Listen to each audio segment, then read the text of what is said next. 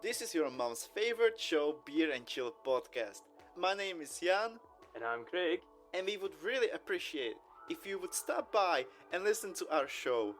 We are talking about interesting facts about your favorite movies, games, and TV shows. For example, did you know that Christopher Lee and Ian McKellen had a real-life beef because Christopher Lee wanted to play Gandalf in Lord of the Rings? And many other great facts. We hope you check us out and enjoy the rest of your show. Bye-bye. What's your favorite scary movie? They mostly come at night. Mostly. For God's sake, what happened to our eyes? Your suffering will be legendary, even in hell. They're here. Welcome, victims, to the Horror-gasm podcast. Kill the lights, lock the doors, get comfy, and prepare for the sexiest and scariest podcast around. I'm Nick, and with me as always is my co-host, Ellie. How was that? That was some great Thermian. Thank you. I've been practicing, Happy Fake Horror-gasm Month. Happy Fake Horr-gasm Month. Yay! I can't believe I actually got this far to actually gonna not do horror movies. I can't believe it either, honestly. I was thinking the other day, I was like, what if we just did, another podcast about not horror movies? And I'm like... I'm not gonna lie, that has crossed my mind. Or even when we're done with the horror, we can go right... There's so many different genres of movies out there. There's comedy, action, sci-fi, romance, Yes. cartoons. There's so many different things we can do when we're kind of run out of horror movies, which there's a lot to go through. Trust me. You've gone through, I think, half. I have binged horror movies. Obviously, it's November now. And... We're like in post-Halloween. Yeah, we're in the honeymoon phase of Halloween still. I still have my decorations up, not gonna lie. Of course. But it's just like, Ooh. the amount of horror movies I watched this October is disgusting. Like, I judge myself a little bit. No. But it's just, everybody's talking about, and these movies are amazing, and that movie's awesome, and I'm just like, I want to watch them all. So I feel like Ash Ketchum with horror movies at this point. Gotta watch them all, gotta watch them all. Gotta watch them all, gotta watch them all. Well, also on Halloween, we watched Event Horizon. Event Horizon. And we're not going to review that one this time. We'll be down the line. But just quick little, what did you think of Event Horizon? Your first time seeing it, what did you think? It was good. It was fun. It was like if Alien and Hellraiser had a baby. Yep. It was And good. go, add in Alien, Hellraiser, and Ghost Ship. Yes. Had a baby. Because it's all those three kind of thrown together. Yeah, I agree. For sure. A great movie, great cast. When we actually do review it, you'll have more details. Right. But I know this one you haven't seen, and it's really achieved a cult following of how good it is. Mm-hmm. Which is sad because a lot of it was cut. All the graphic parts were cut. Of course. Well, you were saying about, we watched Galaxy Quest this week. Just side note, everybody. And it could be another Coraline thing where I re-listened to that episode the other day, and right before we finished Talking Chop, I was like, oh yeah, by the way, we watched Coraline. And I was laughing so hard. I'm like, the professionalism. Oh, yes. Oh my gosh, I forget what I was saying now. You were watching Galaxy Quest, and... It's gone. Okay. Well, I'll fill in. Yes. A little bit of cheap promotion here. Yeah. If you haven't listened to it yet, check it out. We were on Beer and Chill. Yeah, for their Halloween special. On Beer and Chill. They're doing 2 parts, so there's a second one coming out soon. If not already out. But, if you want to listen to a great podcast, a little spooky, scary stories, go and listen to it. Beer and Chill podcast with Jan and Craig. Yeah, if you 2 forget, of the greatest guys ever. Check out our Instagram page. I have a link to them in quite a few of our stories, highlights, posts. I repost their stuff too. Nice. We had so much fun talking to them. That was and so fun. we were listening to their episode, and in their introduction, they're like, yeah, you know, we talked for a bit, and then we recorded for an hour, and then we talked for another hour, which we totally did, and it was so much fun. Yeah, we talk about everything.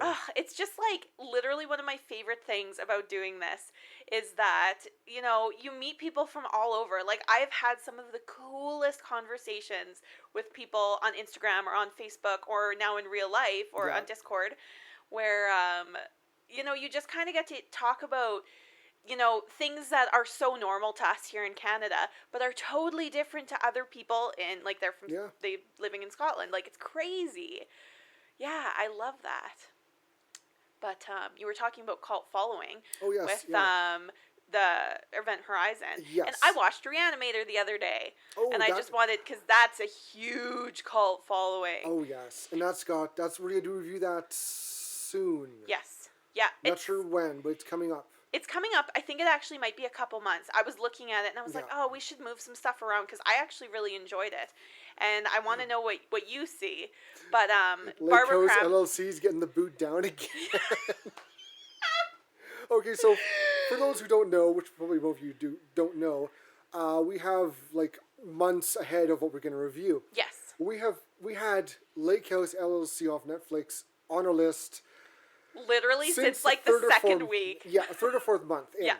And we have kept, because the movies come in, or our lovely victims would say, hey, you should review this one, or about this movie. Yes. Lake House was always the one that got the move. We'd look at the lineup and be like, oh, I really want to watch that one. I really want to watch that. Oh, Lake House LLC. Yeah, I mean, it's okay. Let's just bump that one. Every single time. I think now when I look at it, I think it's up to like next August. It's penciled in for episode 100, but oh yes, who knows what's gonna happen at that time? The episode that we'll like never get to. Like we'll stop doing it at episode 99. We'll just go 99 to 101. Fuck you, Lake House LLC. You're not scary enough. Yeah, we don't need you. Oh my god, it's so funny. Oh yeah. Yeah, but it was fantastic, and I'm excited. I actually follow Barbara Crampton, I believe is her name. She's like a scream queen. I follow her on Instagram, and as soon as I started watching this, I was like, holy shit, she's like the heroine in this, kind of like the whatever. Yeah, and just the acting was awesome. Like it was so good. But like it's one of those movies that's so bad it's good, kind of. But like the effects were gross. Like there was so much blood. I've but like it's hard to find a horror movie with this much blood in it. I got one for you. You haven't seen yet. Okay. Dead Alive. Okay. Buckets and buckets, and you remember the Evil Dead remake, right? Yes. With the raining blood. Yep. Yeah, that was like a drop of what that movie went through, which is hilarious. Yeah, they were in Animator. I was Reanimator. They were saying that most horror movies, like just for like wounds and stuff, they use on average about 4 gallons of blood for a horror movie. This like Reanimator used 24 gallons of blood spraying and dumping and gushing, and like it's everywhere. Nice. It's just like, I tried watching it once before, and I was like, I mean, it's okay. And then I actually like sat down with snacks and laser focused. I was like, okay, I'm gonna sit down because people love this. And I was like, Tasia has been telling us repeatedly, when are you doing Reanimator? Yes. You gotta do Reanimator. I'm like, we're getting there. It's coming. Just. Well, we might have to bump it up a bit. We'll have to look. I mean, we'll look at it. We'll make a little. Totally. Future Nick and Alana. Check this out. Yes. Move Reanimator up a bit. Yes. Gotta appease our victims. Yes, of course. Appease the As victims. usual. Isn't that what you usually do, is appease the victims? I think so. Appease the victims. Feels right. Yeah. Yeah. Oh, did you watch any good horror movies this last? Not a lot. I've been busy. Not a lot. Yeah. So I kind of watched them with you, and no, I've been busy with other stuff. Right. Yeah. I just haven't really had much time to really focus on horror movies. Yes. I've kind of been watching a few other things. Yes. Barbarians has been really good. Yeah. Yeah. Haven't watched. I feel bad because I should be watching a lot more. Like, Ugh. not, like you're take the slack for both of us. Well, I just like I don't know. I laser focus on something, and like this last week, I've hardly watched any horror movies. I've only been watching anime. So, Oh, fair enough. but like since it's Fake Horror-gasm Month, let's maybe talk about movies that we don't watch, like or that aren't horror movies. Well, Mandalorian season 2's out. Oh yeah. Great start. No spoiling that yet, but Yes. that's a great start. Yeah, I feel like when I'm not watching horror movies, I'm usually watching either sci-fi or anime. Those are about my two Yep. that I really Those are good. love. And I think you're about in the same boat, hey? Yeah. Yeah. I like my sci-fi. I like my action. I love my comedy. Yeah. Yeah, I like drama. Yeah. It's a little boring at times, but some of them Right. are slow. But that's what people like. They like the slow build, and Yeah, I can always get into a good dramedy. Like I like The Great on Amazon Prime. It's about Catherine the Great, and that was fantastic. It's with Elle Fanning and the guy who plays Beast in the new X-Men movies. He was the zombie, the main zombie in Warm Bodies. Yes, you know what I'm talking about. Yeah, I do. Yeah. yeah. He they're the two main characters. Like he's Peter the what do they call him? Anyways, he's whatever. He's Peter. King Peter, yeah, of Russia, and she's Catherine the Great, and they are just hilarious. But it's also very serious because she's overthrowing the Russian, spoilers. Whoa. History spoilers. Careful, the From, like- Titanic sinks at the end. Oh, that's spoiler owl. Ooh. Ooh, spoiler owl. Oh my god, yeah, that's like a good one. Yeah, that's fun. I don't know. I'm like trying to think of like non-horror things to talk about. I'm like, I got nothing. right? You know what? No one I can talk about? Tell me. Galaxy Quest. Oh my god, I love it so much. Do you want to get into it? I think we should right now get into Galaxy Quest. Oh, I'm so excited. Okay. Make it so. You guys came. Who wants the grand tour?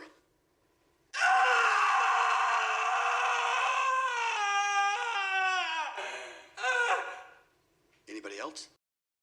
All right. So this week for Fake Horror-gasm Month, first one, we watched Galaxy Quest. It's a 1999 movie. Oh my god, that's over 20 years. 21 years Oh, that old. hurts. It's directed by Dean Parasot and written by David Howard and Robert Gordon. Woo. Yay. Such a good movie. It really was. This movie, and even rewatching it now, it's been a few years, and I was telling you, I actually watched it on VHS. Like, that's how I remember having it, is, like, I wasn't allowed to see it because I wasn't old enough when it came out, so I couldn't see it because it was a little suggestive. And I actually went, like, we rented it afterwards, and I watched it, and I was like, this movie hits. Like, it's a good movie. I saw it in theaters. Yeah, I believe I you. saw it and I loved it. I thought this was a great comedy kind of, parody of Star Trek. And it's very, very faithful, like, to what they actually went through. Like, some of the trivia off of IMDb is like, wow. Yeah. Like, a lot of it, they kind of took the stories of the old Star Trek shows, not just the first, like, all of them, and kind of, made, like, what happened in real life, but right. movie-wise, and it's funny. Oh, it's just awesome. It's funny, and it's heartwarming, and it's kind of creepy at points. Like, there's points that are scary, and, it's just such a fun movie to watch. Like, this is one of those movies that I've definitely, like, just put on in the background while I'm, like, screwing around. Oh, I just love it. Yeah. It's just reminds me of my childhood. I know. Right? I'm trying to find the effects, because it was Stan Winston. Okay. He was the one behind the effects, behind the costumes, the Thermian look, the like everything effect-wise was Stan Winston. Sure. The practical, the CGI effects was Industrial Light and Magic. Okay. So they had some major heavy hitters for this movie. Sure. Well, it's like huge stars and stuff too, Oh, this is a great cast. Yeah, like it's the acting was phenomenal, and it's just like it's a fun movie to watch. Like, it does not take itself seriously. Nope.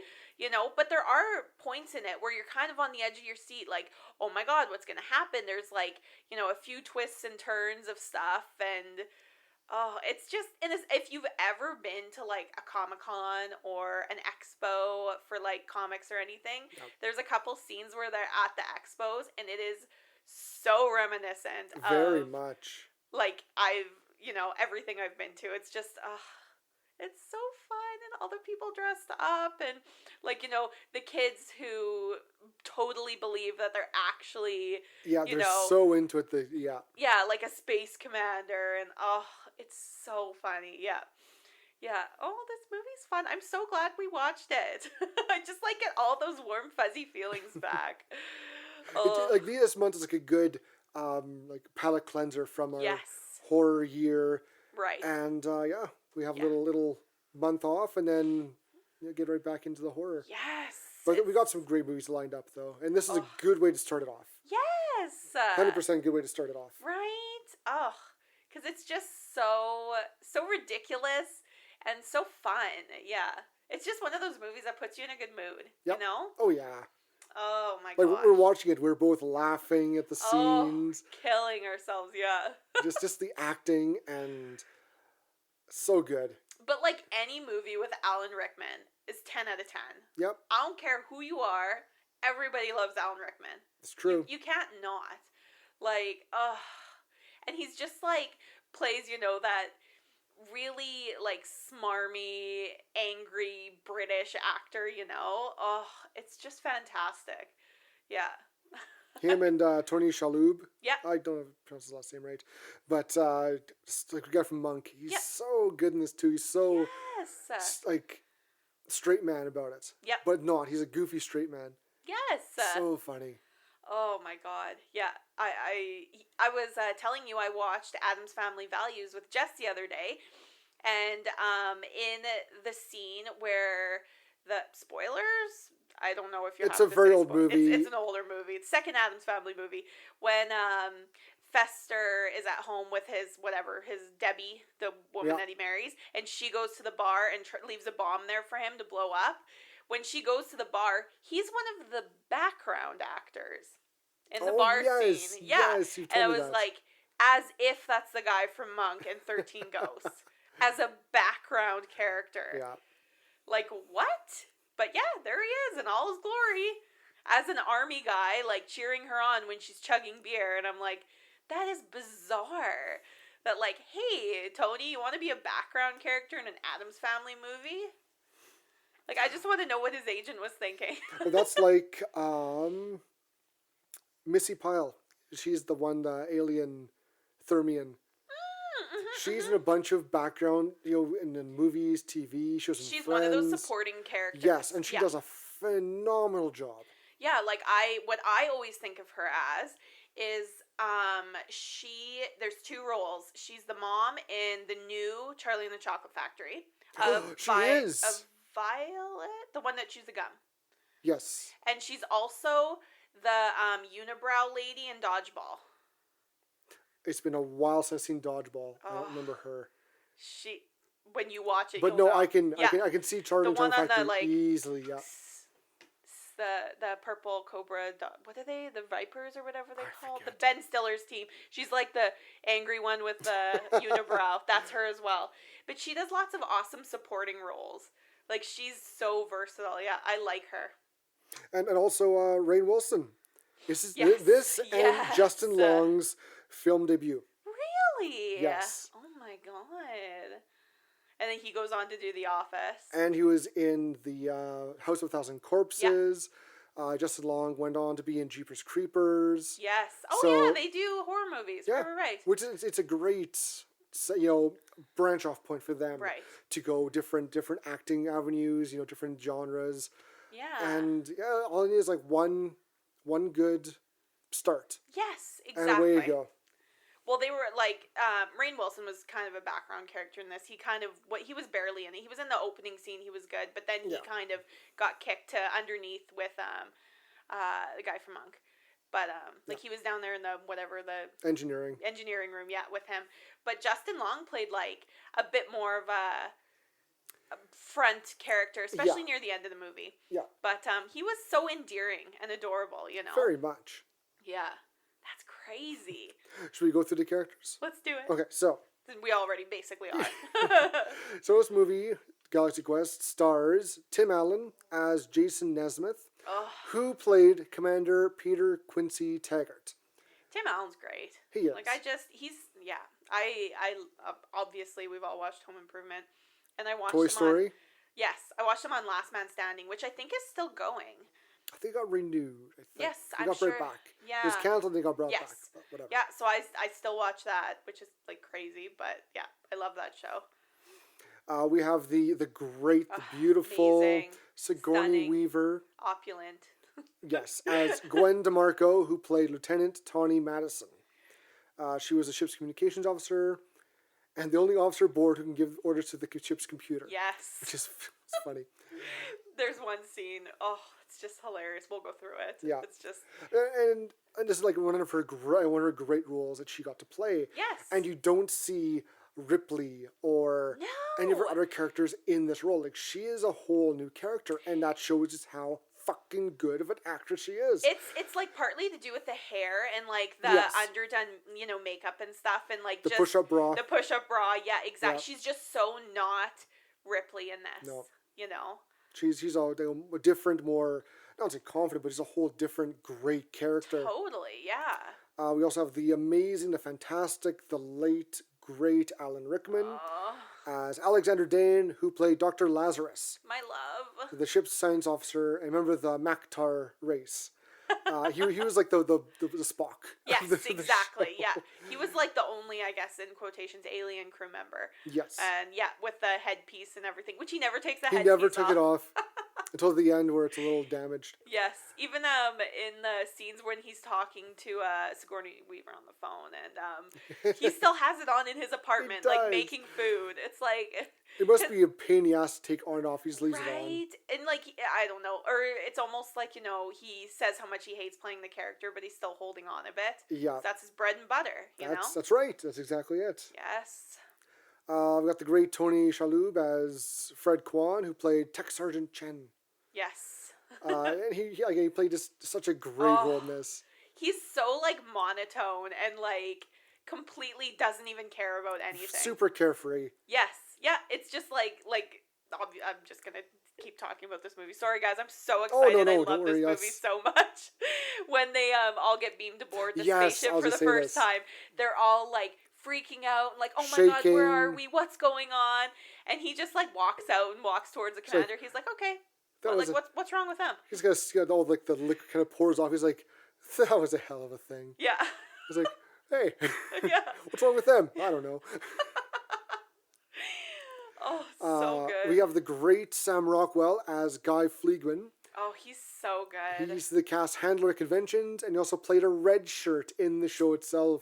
Yes. And like, it's so funny through the whole movie. He kind of throws a whole, I'm kind of confident, but then he's like, wait, I'm a red shirt guy. I'm the guy who dies. Yes. I'm the expire. I'm the one who gets to be killed off. Yeah.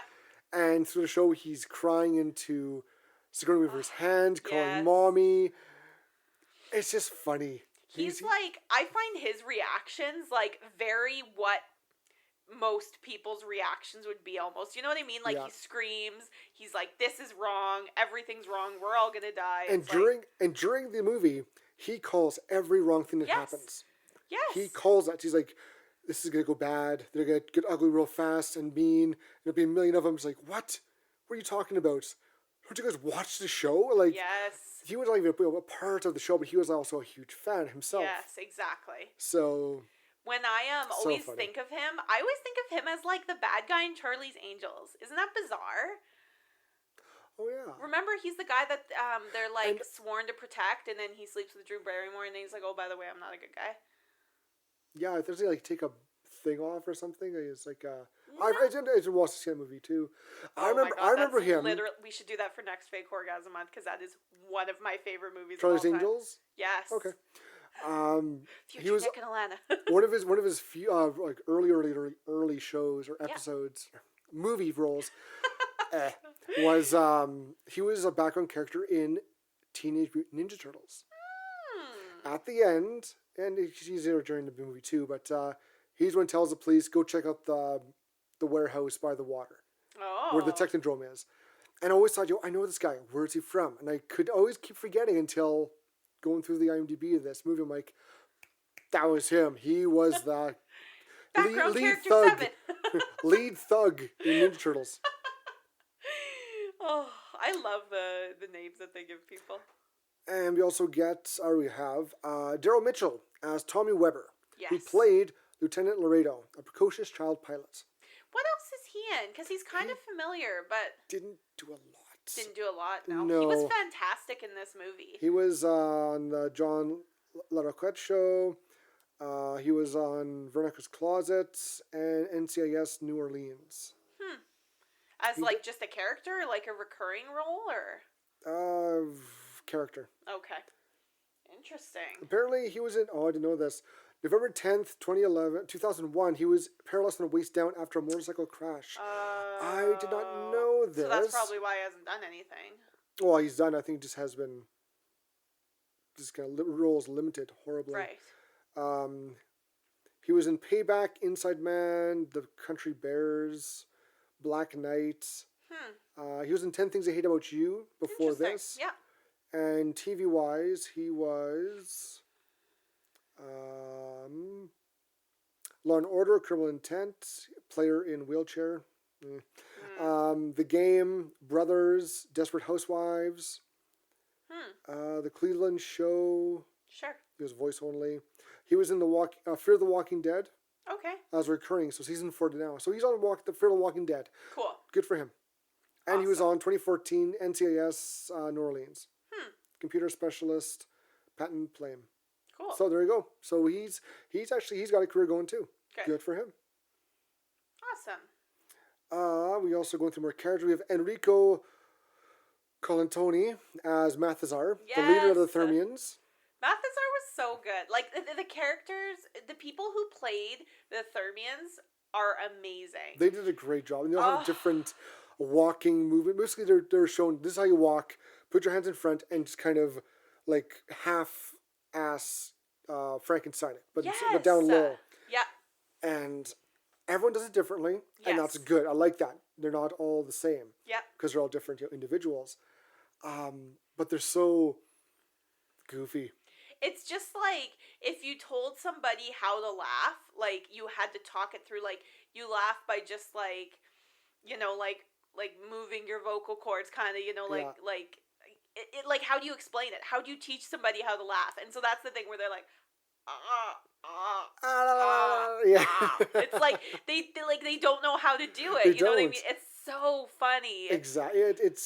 But it's like, if you told somebody, how do you walk? Well, you move your feet in front of the other and swing your arms. Yeah. That could very well be interpreted exactly how they did it. And their real forms are like these weird, squiddy, tentacly things. Yes. So they don't know how to use feet, let alone toes. Yeah. So it's like this, like the they must have had some experienced, like physical actors who at least know what they're doing. Yes, exactly. I agree. We also have Robin Sachs as Cyrus. I can't pronounce his first name. Rathar Cyrus, the general leading the reptilian humanoids who seek to destroy the Thermians. And Robin Sachs, he's from Buffy. He was. He was Ethan Rain. He's been on a few episodes in the first couple seasons, and one more, I think, in the last couple seasons. Okay. I think he showed up on Angel once too. Sadly, he's passed away as well, but he was such a great actor.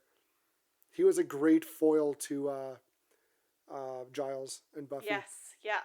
And I think if they did go ahead with the Giles spin-off show, Ripper, I think it's supposed to have a large part in that too. Yes, okay. Yes. Yep. Then we also have, it's like a big cast. Nothing really, some of these are not so major, but they have important parts. Patrick Breen as Quillick, a Thermian who forms a bond with Alexander Dane. We also have Missy Pyle as Lilari. Yep. And she's the love interest for Fred. Yes. And Jed Reed as Teb. He's Mathasar's second in command. Mm-hmm. Justin Long as Brandon. Yep. A dedicated fan of Galaxy Quest. And these people don't need much of a talk about. And Rainn Wilson as the Thermian Lunk. which works perfectly for him. Yes, exactly. Oh, such a good cast. This is a major cast. This is huge. I just like how did it do at the box office? I didn't even look. Do you have that up? I can look at it in a second. They made, budget was 45, box office 90. They made just over. Like they not doubled. Not great though. No. That's crazy because I remember when this came out and I was so excited to see it. I can't believe that it wasn't like. Hold on, I'm gonna find out what was out at the same time because that also is a big factor Of course, yeah. When it came out. Yeah, I don't know. I love this movie.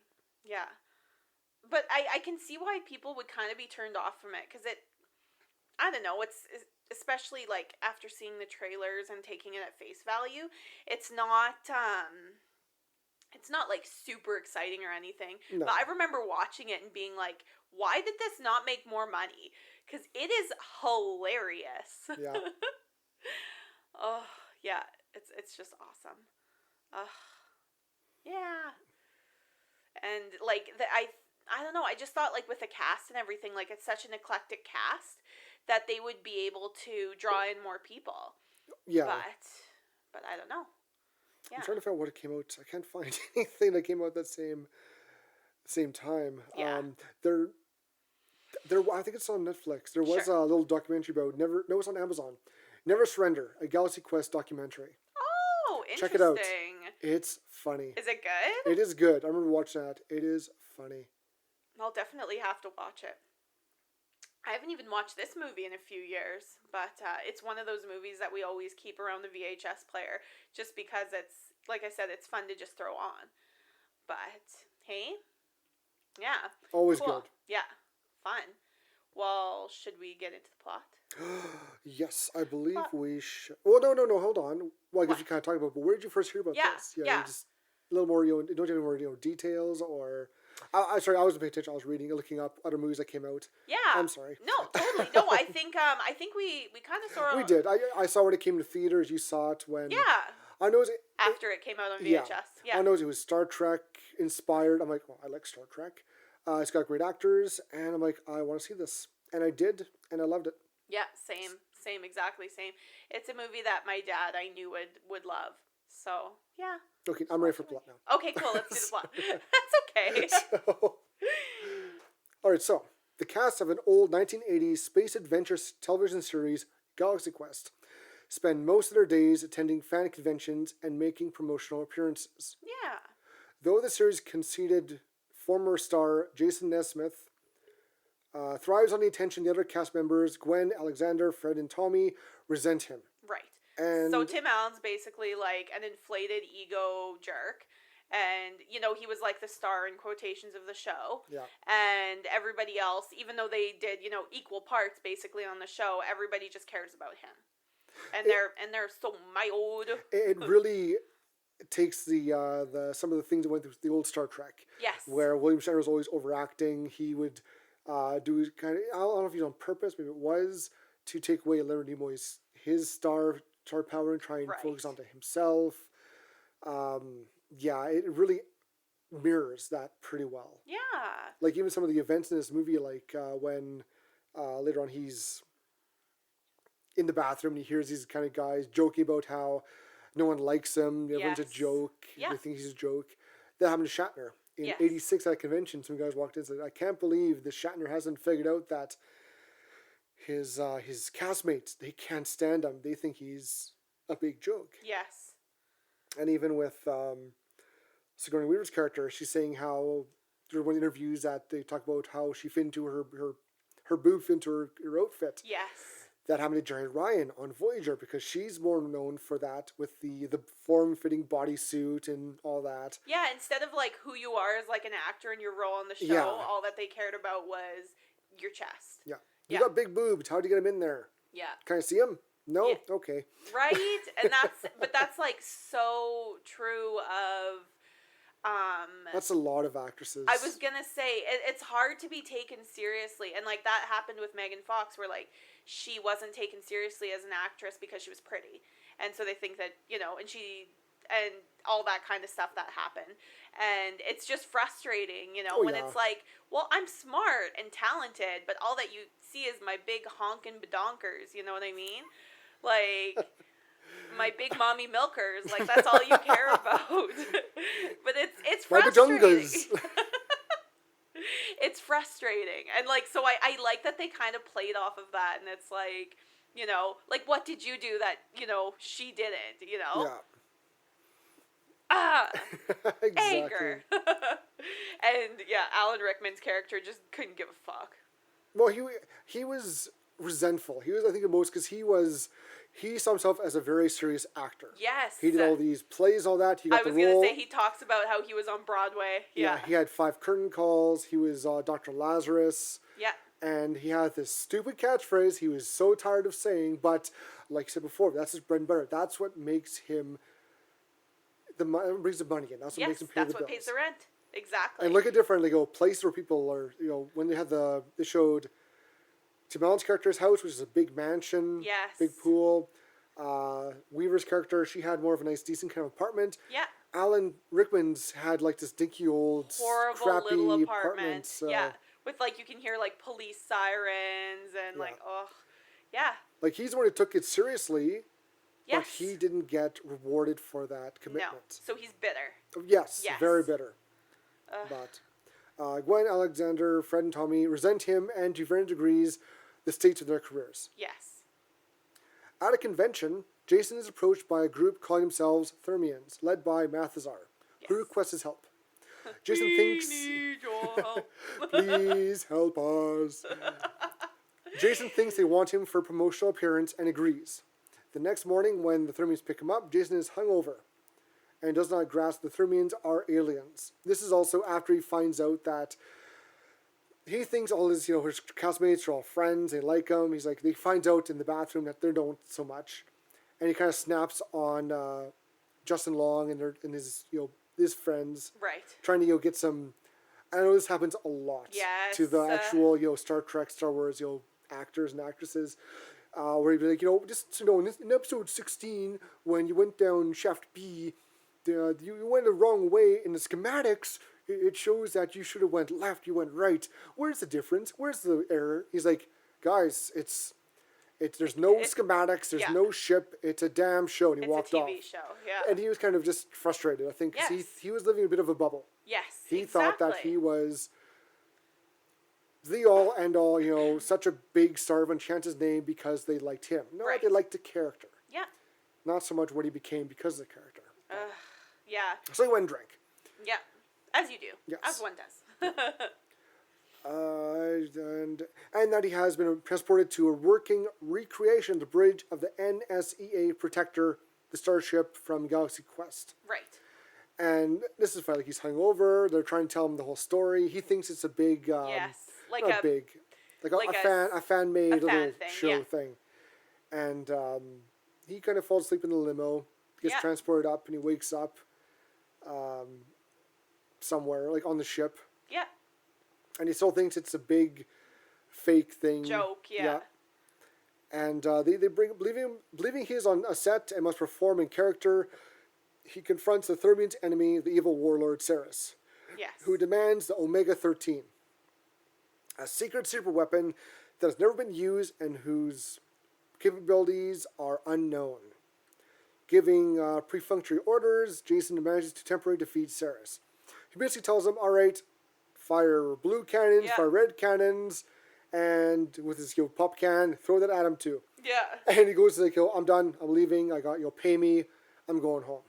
Yeah. And so he send him back until when he goes where he thinks the limo, he gets transported through this weird kind of like gel surrounds him and just blasts him back to Earth. Yes, and he like goes through a black hole. Yeah, and he kind like of it's crazy. Kind of wakes up. You see him just shaking in his outside by his pool. Yes. After the grateful Thermians was transported back to Earth, Jason realizes the experience was real. He attempts to convince the other cast members, but is rebuffed. Yes. When the Thermian Lalari appears and requests Jason's help again, the cast, thinking it's a job, join him, including Guy, who played an ill-fated red shirt in one episode of the series. Also, when he's running to meet up with them he bumps into Justin Lawrence character, and they drop these little communicators. Yes. And they mix him up. And he thinks that's the one that Mathesar gave him. He's trying to show them, yeah, see, hello, this is your commander. And they're like, we got one too, you dumbass. Yes. And so he tells them, well, there's a limo waiting, or we're meeting me back. If you want to come, meet me there. Yes, exactly. And they're in like the van. They're kind of fed up with his acting and just how he's been treating them. Yeah. And like, well, wait a minute. He means a job, doesn't he? That means money. We're getting paid.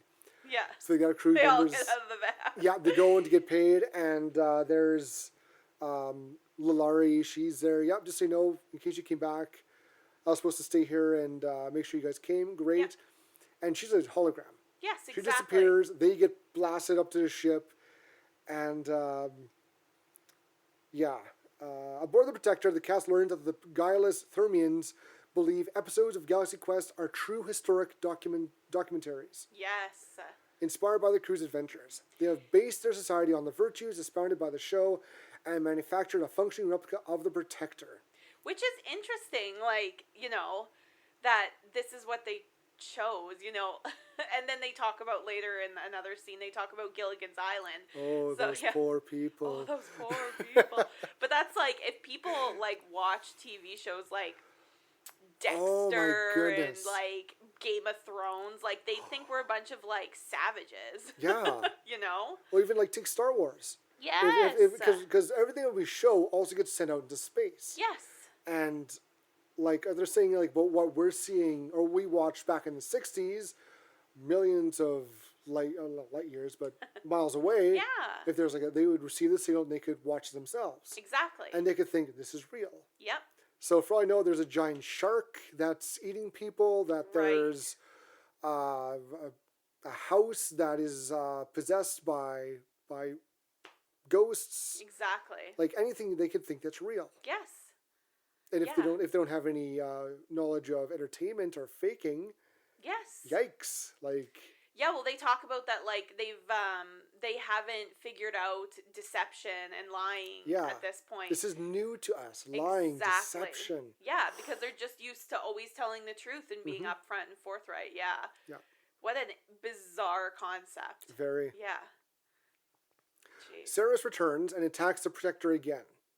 The group barely escapes through a magnetic minefield, but damages the ship's power source, the beryllium sphere, which is funny. Because they made that up in the show, and sure enough, out in space somewhere, there is an actual beryllium sphere. Yes. That powers the ship. That's me, reaching, come on, that doesn't make sense. I'm sure it's called something else, but they make it work. The humans travel to the surface of a nearby planet and retrieve a new sphere. In their absence, Ceres seizes the Protector and demands the Omega-13. That's kind of his big... Basically, Ceres found out, he goes and conquers the Thermians, find out the Omega-13's, like, I want this weapon, what is it? Yes. And they're like, we don't know. He's like, I don't care, what does it do? Give me it. Yes, yeah. And there's a bit of more exposition during, these parts where the Thermians are explaining, how they watched the show, and they've adapted their entire civilization to that show. Exactly. They all looked like squiddy, tentacly monsters, aliens. Yeah.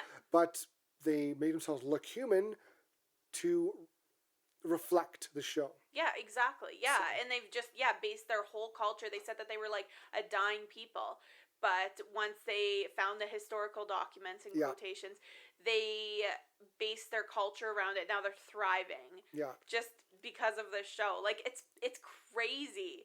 And also they everything is that works on the ship is from watching them work. So like with Laredo, the ship's pilot, like when they first take the ship out, they're like, Laredo, take us out. He's like, how again? Like it's been a while since he played it. Yes. And as he accelerates, he kind of scratches the ship against the space station. Yes.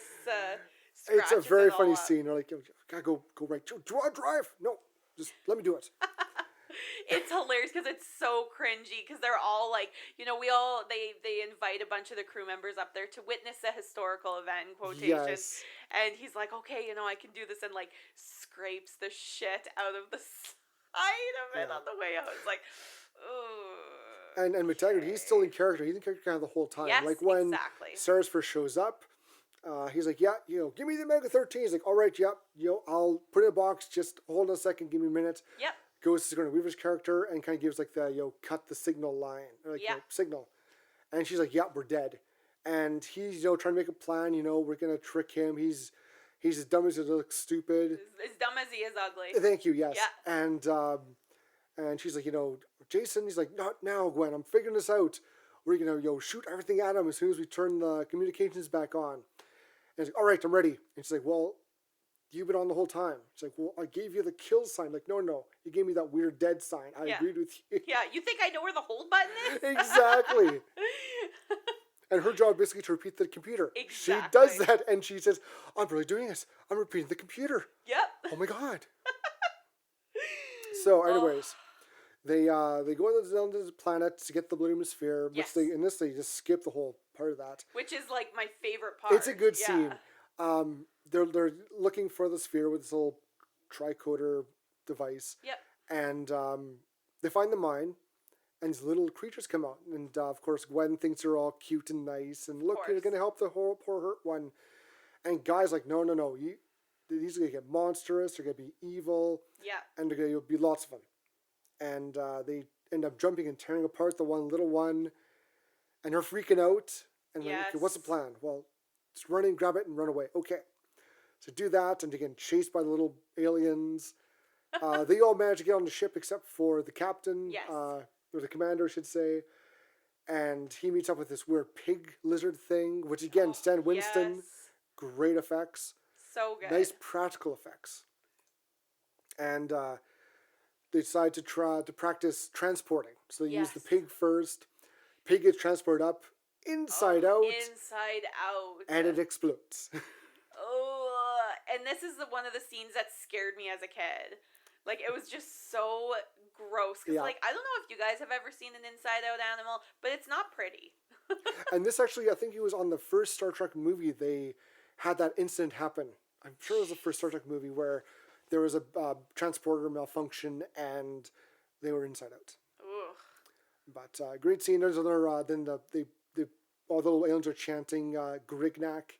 Yeah. Which they think is a pig. It's a big rock monster. Yes. And eventually, Fred, who's he's kind of scared he might screw up, come to his senses, and to impress the alien lady, manages to beam the captain back onto the ship, or the commander back onto the ship. Yay! So,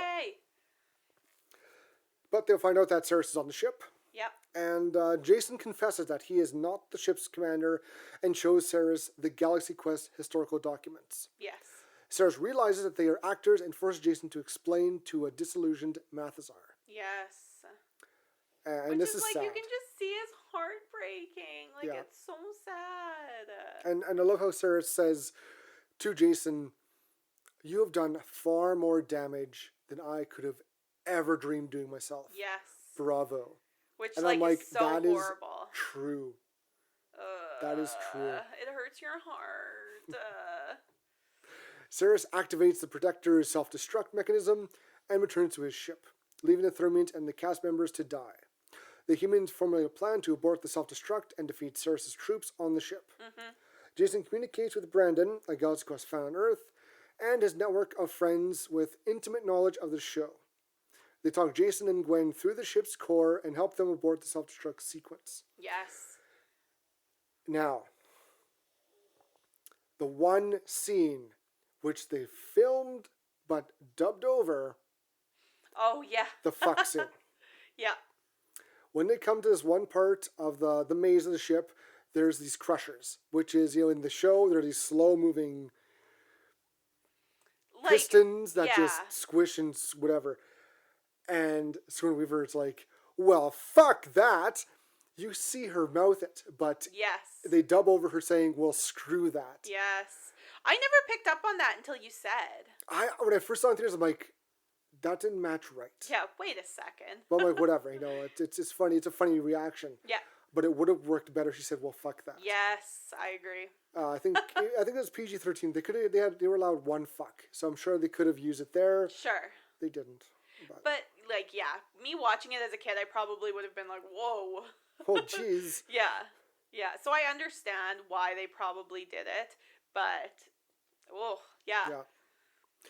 Meanwhile, Alexander leads the Thermians against Ceres' forces, and they take back control of the Protector. With renewed confidence, the crew challenges Ceres and draws his ship into the magnetic minefield. Yes. This time, the Protector drags the magnetic mines into Ceres' vessel, destroying it. Yes. This is a cool little interaction between Jason and Ceres. How, he's what are you guys gonna do? You're humans. You're actors. You're not what you think you are. Mm-hmm. You're just. Come on. I'm a general. Yeah.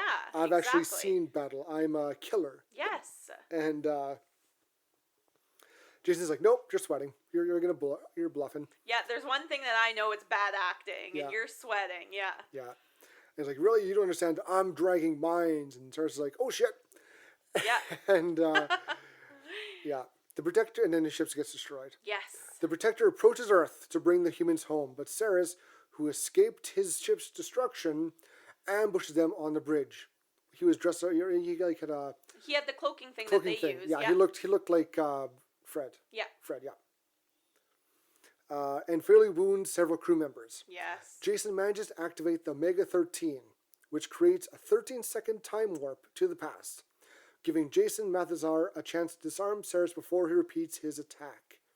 Which is cool, because they kind of were asking, what do you think it does? Yeah. Why don't you turn it on? And the Thermian's like, no, it could destroy the entire universe itself in all matter. And even asks Brandon, what do you think? What is the Omega-13? He's like, well, people think it's a giant bomb that'll destroy everything, but we think it's basically like a 13-second redo. Yes, exactly. And Sigourney Weaver, she even says, like, well, what would 13 seconds do? Like, that's not enough to do anything. And Tim Allen says, when they're talking, he's like, that's enough to take back one thing. Yeah, to make, change one mistake. Change one mistake, yeah. And that's great foreshadowing. Yes. Beautiful foreshadowing. So they stop Ceres.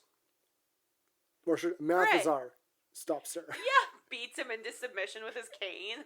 So good. Oh. The Protector's bridge splits from the main vessel to land the humans on Earth. While the main section departs, with Mathazar leading the Thermians, guided by Brandon and his friends acting as beacons, the Protector bridge crashes into the Galaxy Quest convention. Yes. Coming to a stop on the main stage, the dazed cast emerges to the cheers of their fans. But Ceres re-emerges to imperil them again. Jason rolls and shoots and obliterates Ceres, and the ecstatic crowd assumes it was all a massive display of special effects. The cast basks in the adoration of Brandon, his pals, and their fans. Yes. Sometime later, Galaxy Quest is revived as a sequel series, Galaxy Quest: The Journey Continues. Yay! With the cast reprising their roles alongside Guy and Ilari as new characters. Yeah. The end. Ugh.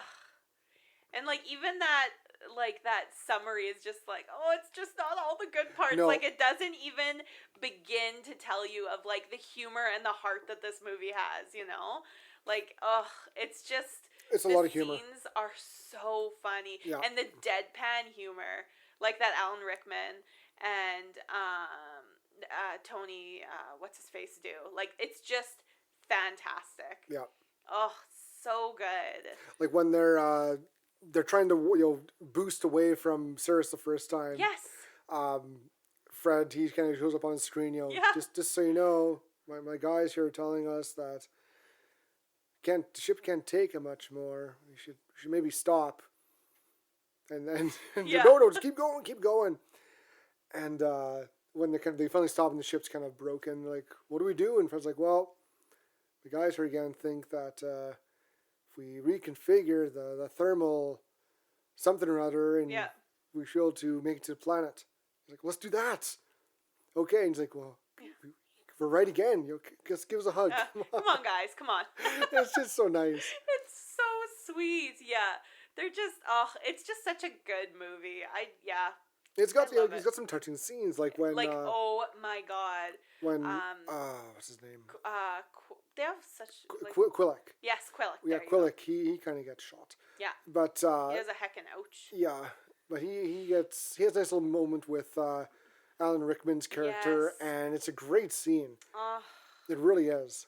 It's fantastic. Yeah, and he's bleeding out, and Alan Rickman is like, you know, like, I'm so sorry. Like, he recites a you know, line his character says because he's like, ever since, you know, I'd seen the historical documents, I always seen you as like a father to me, and I followed your species' teachings. Yes, exactly. And him and Rickman's character, who's never planned, you know, he hates the lines, he's sick of saying them, he recites them with more feeling than ever before. Exactly, because it's like by whatever by grab Thor's hammer, by something of, I forget the rest. I don't know. And you shall be avenged. Yeah, and he does avenge him, so that's nice. Oh, does he ever? But I love how he just like runs at the guy. It's just like so much passion. Rage. It's fantastic. And before when he's trying to sneak through the ship, and Quillick is hitting above him, you know, as an alien. He does like his hands up into like a karate chop pose. Yeah. That is Laurie right there. That's the way mom. when she acts. Yes, that's exactly what she would do. Somebody would like scare her, and she would immediately go full karate chop mode. Karate chop. Because that'll save you. Yeah. Judo chop. Oh my god. So Nick, what would you rate this movie? 4.5. Fun. This is such a good, fun, funny, great movie. Great actors, great plot. It resonates with me because I like to watch Star Trek and Star Wars. It's my sci-fi side. Yes. It's got some of the, I don't want to say scary, but it's got some creepy scenes. Unsettling almost. Yeah. Like when they first transport in, the Thermians come in as their alien forms. They have all these tools on them. Very alien abduction-y. Yes. Where's the probe? Oh, it's going in one guy's ear. And like the designs for Ceres's species, fantastic. I love the look. So creepy. Yes. As like a villain. Like a reptilian creature, but from like when he first meets Timon's character, and then later on, like because of the damage, he's got his one eye patched up. Yes. He's got a metallic arm. His one lip is kind of ripped away. It's really like Stan Winston Studios are fucking amazing with their work. Yes. The shit that they can do is awesome. Just awesome. Yep. Yeah, I loved it. Just joke-wise, it's great. Right. The theme was fun. Yes. It's just a great movie. It really is. Yeah, I'd go the same route, about 4.5 or 5. I just, like I've already talked it to death, I just love this movie. It's just so much fun, and it's one that you can watch with everybody, and nobody's going to be offended or anything like that. You know what I mean? Like, it's such an all-around fun movie. Yeah, like the music is great, so reminiscent of that like 80s, 90s TV shows. You know, the humor is so deadpan and funny. Like, and the moments that, like, aren't even supposed to be funny, like them just walking into a room with that funny walk, the Thermians, it's just, I can't help but laugh. Like, and it's just one of those movies that always puts me in a good mood, you know? It really is. Yeah. It's a total mood lifter movie. 100%. And even when they show, like, the old scenes of, like, the old show, you got Tim Allen with long hair, and he ducks something, check his hair. Yes. I like how they added that too. They're not really age different, but they look. You can tell there's a little bit of a difference look. Yeah. Great. It's just such fun. Little details. Right. Worked so well in this movie. Oh, so good. And even though it's not a horror movie, we could still do Kill of the Flick. There's a Kill of the Flick. There is. That poor pig thing. Oh, R.I.P. R.I.P. Inside Out Pig. Yeah, it gets transported up to the ship, inside out, and then it explodes. Mm-hmm. And it was like not super graphic, because it's an alien pig, but like, she explodes. There was ribs sticking out. Oof. There was multiple eyes. They were backwards. Oh, and it's like trying to breathe. Yeah, it was like, so alive. It was very goopy. Yeah, it was not pretty. Yeah. It's exactly what you think it would look like, I guess. I don't know how else to say it. Yeah. Take a pig, measure inside out, and then blow it up. And there's your... Blah. And yeah, that was Galaxy Quest. Such a good movie. So fun. So good. And next week, we're watching another fun one. We talked about this a couple months ago. We were on a Grandma's Boy kick, and fuck it. We're doing Grandma's Boy next week. We're doing Grandma's Boy. Not horror whatsoever. No. But No who one cares? dies in this movie. It's it has It's nothing. funny. It's so good. Yeah. Oh, I'm so excited to. This is such a good We talk about it movie. enough on here that I feel like everybody's kind of ready for it. If not, you have to find and watch it. Oh. It is really a funny movie. It is so good. It's done. It's done by Adam Sandler's studio. It's got some of his best friends starring in it. Yes. It's so good. Is so Justin funny. Long in this one too? No. Is he? No. No, he's not. I'm trying to think. I'm like, he's in that. Like, he does a lot of those nerdy, weird roles. I'll double check. I don't think he is. I don't think he is either. Unless you're thinking of what's his name? I'm not thinking of Nick. No. What's his name? Anyways, we'll find out next week. We will. And thank you so much for joining us. This episode was brought to you by our executive producer, Ichabod. We hope you enjoyed your fake horgasm as much as we did. Please don't forget to rate, download, and subscribe. Also, like and follow us on Facebook at Horror-gasm Podcast, Instagram at Horror-gasm, Twitter at GasmHorror, and YouTube at the Horror-gasm Podcast. If you have a movie you'd like us to review, this is the best way to let us know. We hope to see you again next week, because we have such sights to show you. Plenty of orgasms for you to experience. Bye! See ya.